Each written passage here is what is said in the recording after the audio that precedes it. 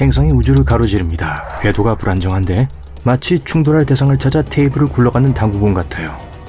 단, 이 공의 크기는 화성만 하고 시속 15,000km로 가고 있어요.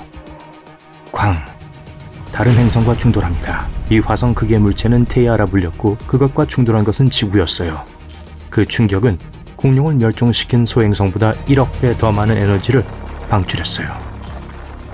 행성 충돌은 두 물체에서 수톤의 고체 물질을 우주로 내던졌어요. 하지만 행성 중 하나만이 살아남았어요. 테이아는 없어져서 완전히 초기의 지구에 삼켜져 버렸어요. 하지만 그 파편들은 우주의 공허한 곳으로 끝없이 날아가진 않았어요. 아니요, 뭔가 중요한 일이 일어났죠. 그 단단한 덩어리들이 모두 구름으로 모였어요. 중력이 그것을 점점 더 눌러 함께 뭉쳤어요. 그리고 결국엔 우리의 달이 탄생했어요. 이론은 이렇습니다. 충돌 당시 태양계는 막 형성되고 있었어요. 그리고 이 서사적인 균형의 만남은 만약 새롭게 형성된 목성이 태아를 궤도에서 벗어나게 해서 지구로 곧장 던지지 않았다면 일어나지 않았을 거예요. 우리의 젊은 행성은 타격을 견뎌냈어요. 시간이 흐릅니다. 지구는 진화했죠. 표면은 다음 45억 년 동안 알아볼 수 없게 변했어요. 인간의 마음으로는 이 방대한 시간을 이해하기 어려워요. 그러니 이 모든 걸 하루로 압축해 볼게요. 만약 자정이 태양이 생성된 후 남아있는 가스와 먼지로부터 처음 지구가 형성되었을 때라면 다음 4시간 동안 행성의 생명체에 출현 없습니다. 붉고 뜨거운 용암으로 뒤덮여 소행성에 끊임없이 폭격당하는, 그리고 이젠 알고 있겠지만 완전 다른 행성이죠. 그럼에도 삶은 길을 찾습니다. 첫 세포가 나타나요. 새벽 4시예요. 오후 2시 8분에 우린 최초의 단세포 유기체의 형태를 봅니다. 오후 8시 28분이 돼서야 바다가 나타나요. 20분 후, 이게 뭐죠? 해파리예요. 다음으로 행성은 다양한 물고기, 파충류, 곤충들로 번성해요. 숲은 밤 10시 30분에 자라요. 10시 56분과 11시 40분 사이에 공룡들이 지구를 배회합니다. 이 거대한 도마뱀은 1시간도 채 못 되는 시간 동안 지구를 지배했어요. 오후 11시 39분, 공룡이 멸종하기 1분 전 첫 포유동물이 지구를 뛰어다니기 시작해요. 11시 58분 43초에 인간이 출현해요. 우주의 규모로 볼 때 우린 겨우 1분 17초 동안 이 행성을 지배했어요. 그래서 여기 과학자들을 당혹스럽게 하는 주요 질문이 나오죠. 왜? 지구상의 생명은 정지되지 않았나요? 멈출 수 있는 모든 기회가 있었잖아요. 왜 우리 행성은 금성이나 화성처럼 되지 않았죠? 둘 다 예전에 대기와 바다가 있었잖아요. 오늘날엔 생명이 없는 사막이지만요. 복잡한 과학적 개념과 우주의 구조에 대한 이론은 잊어버리세요. 우리의 작은 지구와 그 안의 모든 거주민들은 말도 안 되게 운이 좋은 거예요. 사우샘턴 대학의 토비 티렐 교수는 소행성 충돌과 빙하기가 우리의 작은 지구를 생명이 없는 황무지로 왜 만들지 않았는지에 대한 수수께끼를 풀기 위해 컴퓨터 프로그램과 기후 시뮬레이션을 이용했어요. 연구팀은 실험을 위해 지구와 비슷한 10개, 100개, 1000개도 아닌 자그만치 10만 개의 가상행성을 사용했어요. 그리고 그 10만 개를 각각 100번씩 모의 실험했죠. 이 가상행성들을 다양한 현상들에 노출시켰어요. 소행성의 폭격을 받았고 얼려졌고 하늘을 검게 만들고 태양광선으로부터 표면을 막았던 역대급 슈퍼 화산 폭발에도 노출시켰어요. 이 중 9% 또는 8,700번만이 100번의 시뮬레이션 중에 한 번 성공했어요. 그 그룹 중 4,500개의 행성이 10번 거주 가능한 걸로 남았죠. 10만 개 중 1개의 행성에서만 생명체가 100번 모두 멈추지 않았어요. 만약 생명이 로또라면 지구는 엄청 운이 좋았던 거예요. 2009년 특별한 케플러 망원경이 우주로 발사되었어요. 이것의 임무는 밤하늘의 한 구석 또는 15만 개의 별을 탐색해서 암석이 있는 지구와 비슷한 행성을 찾는 것이었어요. 9년 이상이라며 50만 개 이상의 별을 조사했죠. 거의 10년 동안 이 모든 관측 시간들과 함께 케플러는 2600개의 가능한 지구형 행성을 발견했어요. 이상한 건 그중 대부분이 태양계에서는 찾을 수 없는 유형이란 거예요. 그것들은 지구와 해왕성 사이의 크기예요. 하지만 다시 진짜 지구로 돌아가 보죠. 도시에서 멀리 나와서 하늘을 바라보면 수많은 별들이 보일 거예요. 만약 운이 좋은 맑은 밤이라면 말이죠. 육안으로도 최대 2,500개의 별빛을 셀 수 있을 거예요. 그러나 은하계엔 적어도 1,000억 개의 별이 있어요.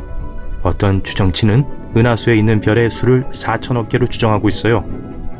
그렇다면 이 거대한 범위는 어디서 오는 걸까요? 별 세는 건 사실 쉬운 일은 아니에요. 과학자들은 당연히 각 별들의 번호를 일일이 매기진 않아요. 1, 2, 3 이렇게 말이에요. 10억까지 세는 데는 얼마나 오래 걸리는지 아세요? 100년이 넘게 걸려요. 이제 그것에 400을 곱해보세요. 대신 우주의 작은 공간 범위를 보고 총 얼마나 많은 별들이 있는지 보다 지능적인 추측을 하기 위해 복잡한 과학 공식을 사용하죠. 여러분도 비슷한 실험을 해볼 수 있어요. 5kg의 돌, 모래, 흙 그리고 다른 물건들로 채워진 양동이를 상상해보세요. 여러분이 할 일은 거기에 얼마나 많은 돌이 섞여 있는지 알아내는 거예요. 우린 위에서 눈에 보이는 돌만 셀 수 있죠. 이것의 대략적인 부피와 무게를 추정하고 우리가 볼 수 있는 전체 비율의 약간의 계산으로 값을 찾을 수 있어요. 정확하냐고요? 아니요. 왜죠? 왜냐하면 양동이에 있는 돌들이 전체적으로 고르게 퍼져 있는지를 알 수 없기 때문이에요. 혹은 전체적으로 크기가 다 같은지 또한 알 수 없죠. 만약에 밑에 있는 것들이 즉 있다고 했을 때 표본 보기보다 크거나 작으면 어떡하죠? 완전 다른 무게와 부피일 수 있어요. 그 양동이가 우리 은하고 세고 있는 돌은 별이에요. 요점은 과학자들은 얼마나 많은 별들을 실제로 있는지를 확실히 알 수 없다는 거예요. 아마 1,000억 또는 그 4배일 수도 있어요. 그중 40억 개는 우리 태양과 같아요. 우리 은하의 경우 생명체를 잠재적으로 유지할 수 있는 행성으로서 가장 많이 인정되는 추정치는 3억이에요. 하지만 과학적 부정확성의 전통을 볼 때 그 수는 50억 혹은 그 이상이 될 수도 있어요. 어느 쪽이든 고를 부동산이 많네요. 그리고 이건 그저 우리 은하만 본 거예요. 하지만 들어보세요. 이건 관측 가능한 우주에 있는 2천억 은하 중 하나일 뿐이에요. 가장 최근의 연구에서는 추정치가 10배 더 높은데 우주에 수조 개의 은하가 있는 것과 같죠. 그리고 우린 그중 고작 10% 미만을 연구했을 뿐이에요. 우주에 얼마나 많은 별이 있는지와 관련해선 과학자들은 1짝에 있다고 보고 있어요. 1 뒤에 0이 무려 24개가 있는 수예요. 다시 말하자면 우리가 확실히 알 수 없기 때문에 모두 추정치예요. 지금까지 한 가지는 분명해요. 우리 지구는 우주에서 생명체가 있는 곳으로 아는 유일한 곳이에요. 그리고 이 행성은 그걸 바꾸기 위해 할 수 있는 모든 걸 했어요. 지난 5억 4천만 년 동안 20개 이상의 주요 멸종 사건이 일어났어요.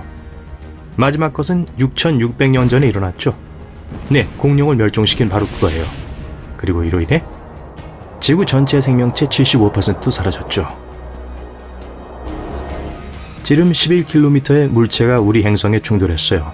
오늘날 가장 빠른 차보다 120배 더 빨랐죠. 150만 킬로미터가 넘는 충돌 지점 주변 모든 곳에 불이 붙었어요. 거대한 쓰나미가 세계의 바다를 휩쓸었어요. 수십억 톤의 먼지와 유황이 하늘로 솟아올라 태양의 따뜻한 광선을 차단했어요. 지구 한랭화가 시작되었어요. 약 2억 년 전 지구상의 모든 생명체의 절반을 멸종시킨 잘 알려지지 않은 멸종 사건이 있었어요. 아마 화산이나 소행성 충돌이 원인인 것 같아요. 다른 이론에선 지각판의 움직임이 또 다른 빙하기를 촉발시켰다고 해요. 그 당시 거대 악어들이 지구를 지배했어요. 그들이 사라지고 새로운 동물들이 역사의 장에 들어왔죠. 공룡이에요. 하지만 이 행성이 보게 된 최악의 경우는 약 2억 5천만 년 전에 있었던 베름기 트라이아스기 대멸종이에요. 해양 생물의 80%, 육지 동식물의 70%가 모두 사라졌어요. 화산은 오늘날의 시베리아가 있는 곳에서 엄청난 양의 용암을 분출했어요. 하지만 그게 지구 전체에 영향을 끼쳤죠. 약 4억 4,500만 년 전 우리 행성의 가장 지배적인 생명체는 해양 무척추동물이었어요. 대륙은 단 하나뿐이었는데 바로 곤드와나 대륙이었어요. 그리고 식물들은 이제 막 육지에서 번성하기 시작했죠. 하지만 살아있는 모든 유기체의 75에서 85%를 멸종시킨 뭔가가 일어났어요. 그것은 빙하기, 기온 상승 혹은 좀 더 대담한 이론이었을 수 있어요. 어떤 사람들은 이것이 지구에서 6,000광년 떨어진 곳에서 폭발한 거대한 별 때문이라고 생각해요. 이것이 우주 공간을 찢는 제트기 같은 감마선 폭발을 발사했어요. 그리고 불쌍한 작은 지구가 그 길에 있었던 거예요. 이것이 즉시 오존층을 태워버렸어요. 네, 우리를 보호하려면 필요한 거죠. 좋은 예로 아무리 이 행성이나 심지어 우주가 맨 처음 여기에 믿을 수 없는 확률로 나타난 지구의 생명체를 없애려고 한다 하더라도 삶은 항상 그 길을 찾아요.